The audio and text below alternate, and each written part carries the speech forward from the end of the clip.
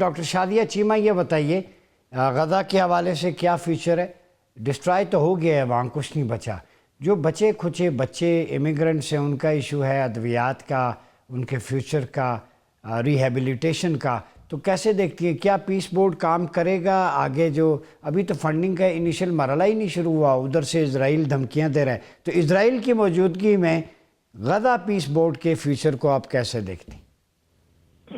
دیکھیں، جو پیس بورڈ ہے وہ اس کو سمجھنا بہت ضروری ہے. وہ ایک ڈیفرنٹ چیز ہے اور اس کے اندر جو ہے وہ غزہ کو شامل کیا ہوا ہے. تو پاکستان کو آفر کی گئی ہے کہ پیس بورڈ کی آپ ممبرشپ لے لیں، تو پاکستان نے اس ممبرشپ کو قبول کر لیا ہے. نہ اس کی فنڈنگ کا فی الحال پتہ ہے، تو اس کی فنڈنگ کے بارے میں یہ طے ہوا کہ ہر جو پارٹیسپینٹ ہے جس کو اس کا ممبر بنایا جائے گا وہ $1 بلین دے گا.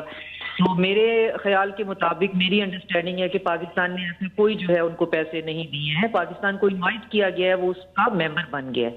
اب اگر اس کو ہم سائڈ پہ رکھ دیں کہ یہ تو ہو گیا ٹرمپ کا بنایا ہوا بورڈ آف پیس، کیونکہ وہ کہتا ہے میں ایک پیسفل انسان ہوں، میں دنیا میں امن لانا چاہتا ہوں، تو اس نے ایک تھنک ٹینک بنایا ہے جو دنیا میں امن لائے گا. اس کے اندر اس نے پہلا کام جو شروع کیا ہے، پہلا ایک پروجیکٹ جو اس نے پکڑا ہے، وہ اس وقت غزہ پیس پلان ہے. تو یہاں سے جڑ جاتا ہے غزہ کا پیس plan board of peace plan کے ساتھ. اب غزہ پیس پلان کے اندر غزہ جو ہے وہ ملبے کا ڈھیر بن چکا ہوا ہے، لاکھوں شہادتیں ہو چکی ہوئی ہیں، اور وہاں پہ رہنے والے جو ہیں، مسلمان ہونا ضروری نہیں ہے، وہاں پہ رہنے والے ڈاکٹر، وہاں پہ رہنے والے نرسز، جو بھی وہاں پہ ویسٹ سے بھی وہاں پہ جس کی رسائی ہے، ان کا یہ کہنا ہے کہ ہم نے اتنی وحشت اور بربریت جو ہے وہ انسانی تاریخ میں نہ کبھی پڑھی ہے اور نہ اپنی جو ہے نون ہسٹری میں کہیں دیکھی ہے. جو بربریت اور وحشت جو ہے وہ وہاں پہ پھیلائی گئی ہے. تو اب اس کا آپ مستقبل پوچھ رہے ہیں، تو اس کا مستقبل یہ ہے کہ یا تو کسی کے اندر ہمارے پاس کوئی صلاح الدین ایوبی ہو.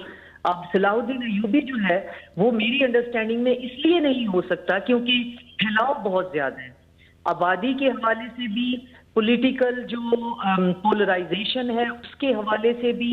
تو چیزیں اتنی بکھری ہوئی ہیں کہ ایک فرد واحد جو ہے وہ چڑھائی کر بھی دے تو وہ کسی نتیجے پہ پہنچ نہیں سکتا. تو یہ کوئی پریکٹیکل سولوشن نہیں ہے. ایک بدمست ہاتھی ہے جس کو ویسٹ نے جو ہے وہ پالا ہے، پوسا ہے، ان کا پروجیکٹ ہے.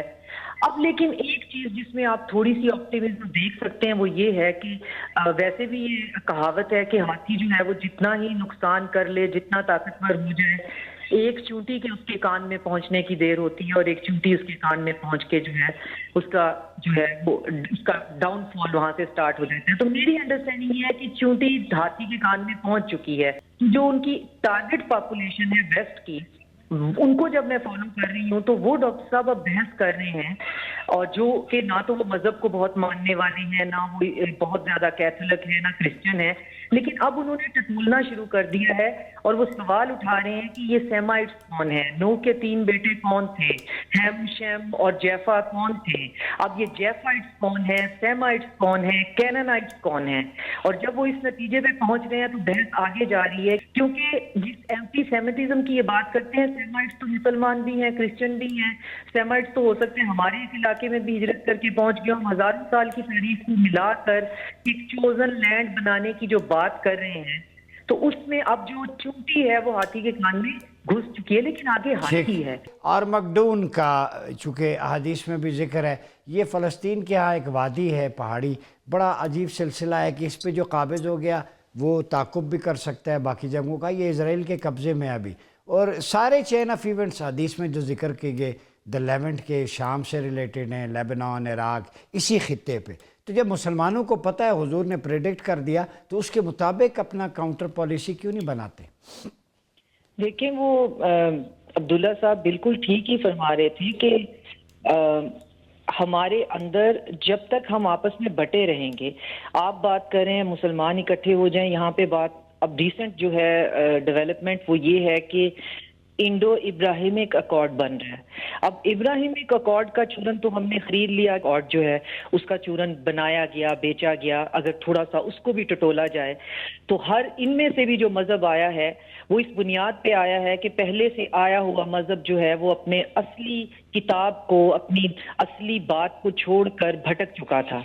تو اب جو پہلے ہی بھٹکے ہوئے تھے ان کے لیے ایک نیا جو ہے وہ نبی جو ہے وہ اتارا گیا. تو مجھے تو کبھی بھی یہ بات سمجھ میں نہیں آئی کہ یہ تینوں جو ہیں ایک اس بنیاد پر کہ یہ سب جو ہیں ابراہیم کی اولاد ہیں تو یہ سب اکٹھے ہو سکتے ہیں. یا تو وہ اب وہ دیکھیں وہ جو چیز ہے اب وہ انڈو ابراہیمک جو ہے وہ ایک الائنس جو ہے وہ انڈیا جو ہے وہ ان کے ساتھ بنا رہا ہے. اور اس کے اندر وہاں سے کون ممبر ہیں؟ آف کورس اسرائیل جو ہے وہ ابراہیمک اکارڈ کا ممبر ہے اور یو اے ای جو ہے وہ ابراہیمک اکارڈ کا ممبر ہے.